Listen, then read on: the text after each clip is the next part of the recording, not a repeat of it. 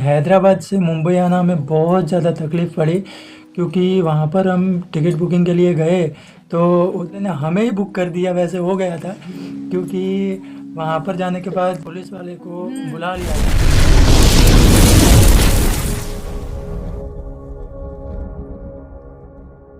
So hello and welcome guys, हमारे एक नए ब्लॉग में आपका स्वागत है।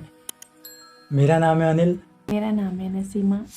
तो आज का ब्लॉग हम वहीं से स्टार्ट करने वाले हैं कि अभी इनके पेरेंट्स ने जो मना किया था डाइवोर्स नहीं कर सकती हो, तो उसके बाद में क्या हुआ आज उसके बारे में बताने वाले हैं। मैंने जो आपको पहले वीडियो में बताया था गाइस कि डिवोर्स में मेरे पेरेंट्स नहीं मान रही है, तो उन्होंने बोला कि तुझे जो डिसीजन लेनी है तू सोच समझ के लेना। तो फिर मैंने सोच लिया कि मैं डिवोर्स ले लूँगी। तो अभी आपको मैं बताऊँगी कि मेरी आंध्रा में हुई है कि यहाँ पर गुजरात में आने के बाद हुई है डिवोर्स, बताती हूँ। तो हम लोगों ने डिसाइड कर लिया कि अभी क्या करें, कि अभी पेरेंट्स भी कोई मान नहीं रहे, तो हमें क्या करना चाहिए। क्योंकि एक तो यहाँ पर मेरे पेरेंट्स भी बोल रहे थे कि मैरिज कर लेनी चाहिए, क्योंकि इतना अभी आगे से बातें हो रही है कि लड़का इतना बड़ा हो गया फिर भी कोई तुम लोग कोई ध्यान नहीं दे रहे हो कि क्या है। मेरे पेरेंट्स को भी इतना बोलते हैं ना, तो मैंने भी डिसाइड किया कि अभी क्या करूँ, मैं कुछ समझ में नहीं आ रहा था। तो मैंने बोला कि चलो फिर हम अपना ही डिसीज़न लेते हैं कि हम लोगों को क्या करना है, हम लोगों को मिलना है तो किस तरह से मिलना है, हम लोगों को एक दूसरे से शादी करनी है तो किस तरह से करनी है। तो बाद में का हमने 1 साल पूरा तो हमने कॉल पर ही बात करे थे। 1 साल पूरा हम लोग कॉल पर ही बात करे थे। वो मैं डिवोर्स लेने का मैं सोची थी ना, उसके बाद में हम लाइव पर मिले थे। हम 1 साल पूरा कॉल पर ही बात करे थे। वहाँ पर जो भी होता था मैं इनको बताती थी कि मेरे साथ में इस तरह से हो रही है, तो मैं क्या करूँ। ऐसे मैंने इनको बताया था, क्योंकि एक तो मेरी शादी होके वहाँ पर 9 साल हुई थी, क्योंकि मुझे 5 साल बच्चे नहीं थे। 5 साल के बाद मेरी लड़की हुई थी, तो 9 साल पूरा मेरा ये था कि मेरी कोई लाइफ चेंज नहीं हो रही थी। सब ज़बरदस्ती से मेरा कोई माना नहीं जा रहा था, ऐसे ही हो रहा था। तो फिर मैंने इनको बोला था कि मेरी 9 साल से यही कंडीशन है, तो मैं क्या करूँ। तो इन्होंने ये कि बोला कि अभी मेरी पेरेंट्स मुझे फोर्स कर रही है कि शादी कर लो, क्योंकि एक तो मैंने इनके बारे में तुम्हारे बारे में मैंने नहीं बताई है। तो सो गाइस, मैंने तो बताया मेरे पेरेंट्स को कि मुझे अभी शादी नहीं करनी है। तो मैंने बाद में ये भी बताया कि हाँ, मैं चाहता हूँ एक लड़की को, हिंदू नहीं है मुसलमान है, लेकिन मैं दिल से चाहता हूँ, वो भी चाहती है, लेकिन एक कंडीशन है कि उसको वहाँ पर शादी हो के है, लेकिन उसकी कुछ कंडीशनों की वजह से वो वहाँ पर रहना नहीं चाहती है, वो मेरे साथ रहना चाहती है। तो मैंने भी बोल दिया घर पे कि हाँ इस तरह से है, तो मैं शादी उसी से ही करूँगा, क्योंकि इन्होंने भी मुझे आगे से बोला हुआ था कि हाँ मुझे आपसे ही शादी करनी है, इस तरह से बोला था। तो फिर हम लोगों ने वही डिसीज़न लिया कि हाँ अभी इस दिन को हमें मिलना है। तो मैंने इनको बताया था गाइस कि तुम्हारी पेरेंट्स मानी है, मेरी पेरेंट्स जो है वो कभी नहीं मानती है, क्योंकि एक तो आप हिंदू हो, मैं मुसलमान हूँ, तो मेरी पेरेंट्स कभी नहीं मानती है। फिर भी मैंने इनको ये बताया था कि अभी वो लोग माने या ना माने, मैं उनका जो रिश्ता देके मैं 9 साल यहाँ पर रही हूँ, अपनी तरीके से ये झेली हूँ, सब कुछ करी हूँ, तो अभी मुझसे होया नहीं जा रहा है। जो भी आगे के कंडीशंस है वो सारी हम लोग दोनों संभाल लेंगे, ऐसे करके मैंने इनको बताया था। तो उसके बाद में हमने दोनों ने अभी सोच लिया कि चलो आपकी पेरेंट्स मानी है तो हम दोनों राज़ी है, तो मुझे अभी लेने तो आना पड़ेगा ना वहाँ पर।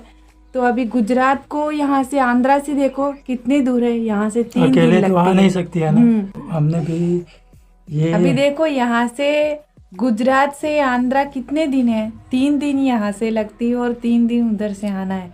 तो क्योंकि मैं लड़की को लेके उतनी दूर से तो आ नहीं सकती हूँ, क्योंकि एक तो मुझे पता भी नहीं है, मैं कहीं दूर जगह भी गई नहीं हूँ। अभी गई हूँ तो कभी पेरेंट्स के साथ या उनके साथ में भी मैं ज़्यादा नहीं गई थी। तो मेरे पेरेंट्स के साथ ही हमारे गांव जाना हो, ये एक नाइट की जर्नी होती थी, वो तो 3 दिन की जर्नी है। तो फिर मैंने इनको बोला कि आप आओ, विजयवाड़ा तक आओ आप, मैं विजयवाड़ा तक आ सकती हूँ, ऐसे करके मैंने इनको बोला था। तो मैं यहाँ से, अभी मेरा अहमदाबाद से थोड़ा दूर गांव है, मैं गांव में रहता हूँ। तो मैं अहमदाबाद गया, यहाँ से अहमदाबाद जाके फिर अहमदाबाद से मुंबई का टिकट लिया। तो अभी एकदम से पूरा सब कुछ करना था, तो मुझे भी थोड़ा कठिन लगा था। फिर भी अहमदाबाद से मुंबई, मुंबई से हैदराबाद, हैदराबाद से आंध्रा। तो आंध्रा में मैं विजयवाड़ा में रुका था। पहले तो लैंग्वेज नहीं पता चलती गाइस वहाँ की, क्योंकि यहाँ की गुजराती है, वहाँ की तेलुगु है, तो मतलब मुसलमान भी बात करते हैं हिंदी में जो है वो लोग, वहाँ की पूरी तेलुगु है। तो इनको जो भी वहाँ पर कोई शॉप पर अभी कोई चीज़ खरीदना हो या कोई चीज़ भी बोलना हो, तो एक तो बोलना नहीं, तेलुगु इनको नहीं आती है, तो गुजराती उनको नहीं आती है, तो कोई भी चीज़ लेने में दिक्कत होती थी। वैसे भी ये एक नाइट पूरा वैसे ही निकाले थे। जब मैं वहाँ पर सुबह में निकली थी, एक रात पूरा बस में रह के जर्नी करना पड़ा था। तो वहाँ पर पूरा 10 घंटे मैं बस में ही थी। वहाँ से विशाखापट्टनम से निकली और विजयवाड़ा तक आने के लिए 10 घंटे हुए थे। तो 10 घंटे पूरा वो वैसे ही बस स्टैंड में ही बैठे थे वहाँ पर विजयवाड़े में। तो गाइस विजयवाड़ा से हैदराबाद तो आ गए थे, लेकिन हैदराबाद से मुंबई आना में बहुत ज़्यादा तकलीफ़ पड़ी, क्योंकि वहाँ पर हम टिकट बुकिंग के लिए गए तो उधर हमें टिकट वाले ने हमें ही बुक कर दिया, वैसे हो गया था। क्योंकि वहाँ पर जाने के बाद मेरा आधार कार्ड पूछा, तो मैंने आधार कार्ड दिया। तो फिर इनका आधार कार्ड पूछा, तो इन्होंने बोला कि हमने बोला मेरे पास तो नहीं थी, मैंने वहाँ पर ही छोड़ दी थी, तो ये लाए थे। तो इनको भी पूछा था, तो इनका आधार कार्ड लिया, तो फिर मेरा नाम पूछा था कि आपका नाम क्या है, तो मैंने बोला नसीमा। तो इनके आधार कार्ड में अनिल रावल ऐसे था।